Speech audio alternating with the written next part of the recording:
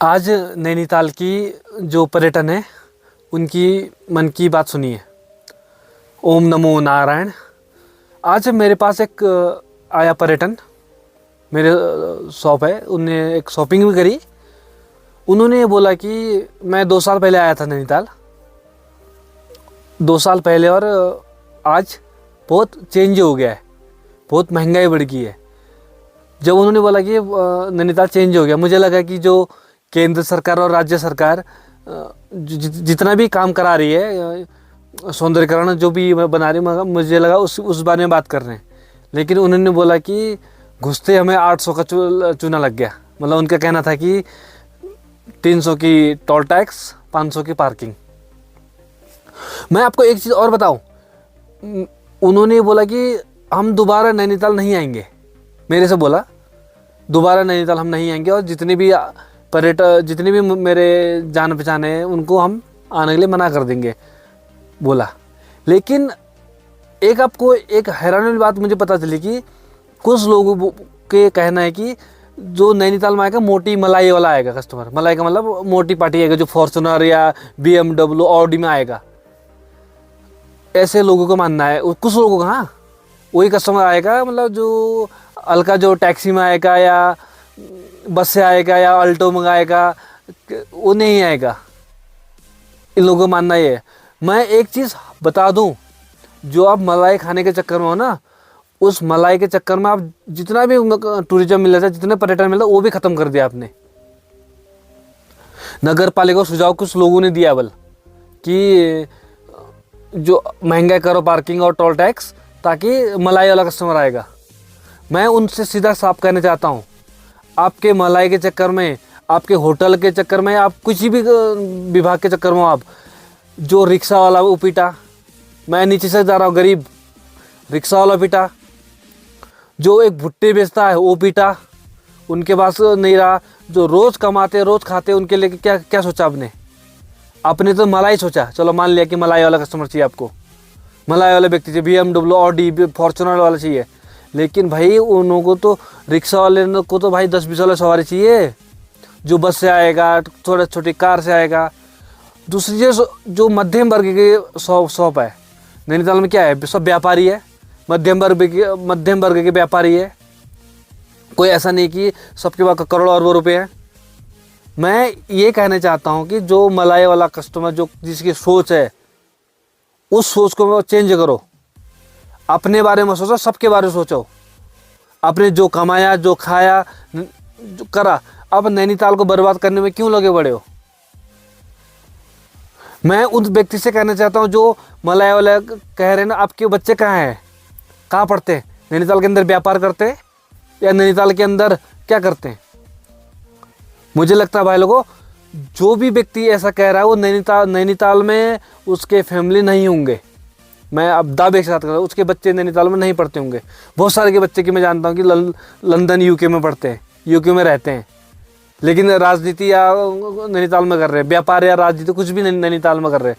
चलो वो आपको, उनकी फ्रीडम है, भारत के नागरिक है वो, चलो आप कुछ भी करो, लेकिन गरीबों के पीछे लात मत मारो। नैनीताल को बचाना है, नैनीताल को पर्यटन क्षेत्र बनाना है, तो गरीबों का हक मत मारो। जो आप कर रहे हो, गरीबों का हक मार रहे हो। क्योंकि जो तुम्हारी हरकतें हैं, जो तुम्हारी चीज़ें हैं, ठीक है, आपके अंदर पैसा है, धन है, मान लिया कि आप कुछ भी करा सकते हो, लेकिन एक चीज़ ध्यान, भगवान से डरो। जब तुम्हारे बद्दुआ लगेगी ना, एक चीज़ ध्यान देना, जो आपके पास है वो भी नहीं रहेगा। इसलिए कि अपनी मन मर्जी करना छोड़ो। जो आपसे नीचे के उन व्यक्ति को देखो, कैसे एक भुट्टा बेच के बंदा अपना घर चला रहा है, एक बंदा रिक्शा चला के घर चला रहा है, एक कोई बंदा है कि भले उसकी छोटी सी शॉप है, लेकिन उसमें कितने लड़कों को रखा है, कितने बच्चों को रखे के काम में चला रहा है, कितनों का घर चला रहा है। आपने ये देखा कभी? अपने तो हमने कमा लिया, अपने खा लिया, आपके बच्चे बाहर है, लेकिन जो कमा रहा है, जो देश के लिए कर रहा है, उसके लिए क्या सोचा? जो नगर के लिए कर रहा है। आज व्यापारी सफाई टैक्स नहीं भरता, नगर पालिका क्या रहेगा? आज व्यापारी जीएसटी नहीं भरता, केंद्र सरकार और राज्य सरकार क्या करेगी? व्यापारी सब कुछ कर रहा है, लेकिन आप व्यापारी के हित के लिए नहीं सोच रहे हो। और मेरा ये भी कहना है, जितने भी पर्यटन क्षेत्रों में रहते हो नैनीताल वाले, छोड़ो दो उनको, खुद से सड़क बनाना शुरू करो। ऐसे लोगों के खिलाफ खुद कार्रवाई करो, खुद बोलना शुरू करो। तब तक चुप नहीं होगा जब तक बोलोगे नहीं, क्योंकि इस शहर के, इस नगर के हर एक लोग मुर्दा हो चुके हैं। पता है उनको, उनके बच्चे भूखे मरने के तादाद हो चुके हैं, लेकिन उनको फिर भी फर्क नहीं पड़ रहा है, क्योंकि उनको पता है कि यार हम कुछ करेंगे तो हमारे साथ कार्रवाई हो जाएगी, हमारे साथ अत्याचार हो जाएगा।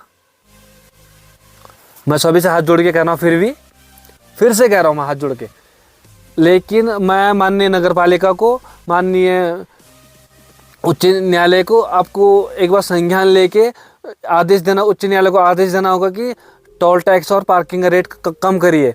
अब हर चीज़ में संज्ञान लेते हो, उच्च न्यायालय से मेरा निवेदन है, हाईकोर्ट से निवेदन है कि अब हर चीज़ में संज्ञान लेते हो, हर एक चीज़ में, लेकिन गरीबों के लिए भी सोचो, जो नैनीताल के व्यापार से वाले सोचो, जो नैनीताल 80% व्यापारी से चल रहा है, उनके बारे में सोचो।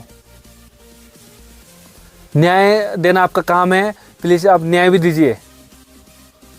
हाथ जोड़ के मैं विनती करता हूँ, फिर से हाथ जोड़ रहा हूँ, अब न्यायमूर्ति से, सभी न्यायमूर्ति से हाथ जोड़ रहा हूँ कि संज्ञान लीजिए। आप तो खुद जानते हैं कि जहाँ पर्यटन स्थल है, जहाँ पर्यटन ही नहीं होगा तो उस शहर का दुर्दशा क्या होगा। जो अत्याचार कहते हो अंग्रेजों ने नहीं करा, आज ये अत्याचार हमारी नगर की सरकार कर रही है, नगर पालिका कर रही है। ये अत्याचार नहीं तो क्या है?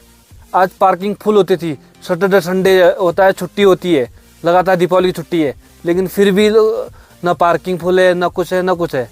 क्यों कम है? सीधे टोल टैक्स और पार्किंग।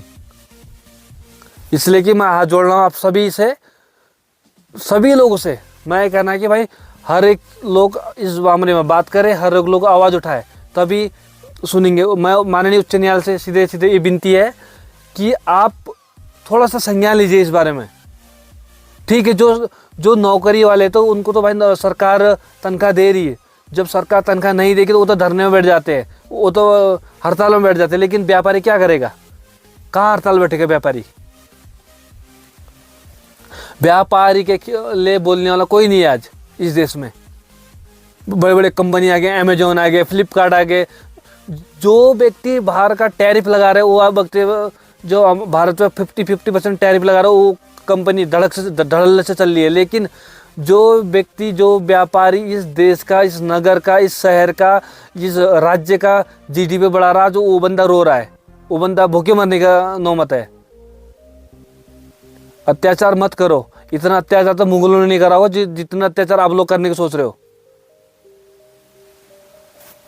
ओम नमो नारायण।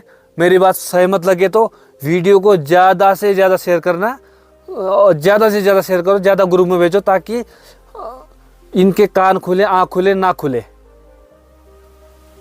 ओम नमो नारायण। राधा वल्लभ श्री हरिवंश।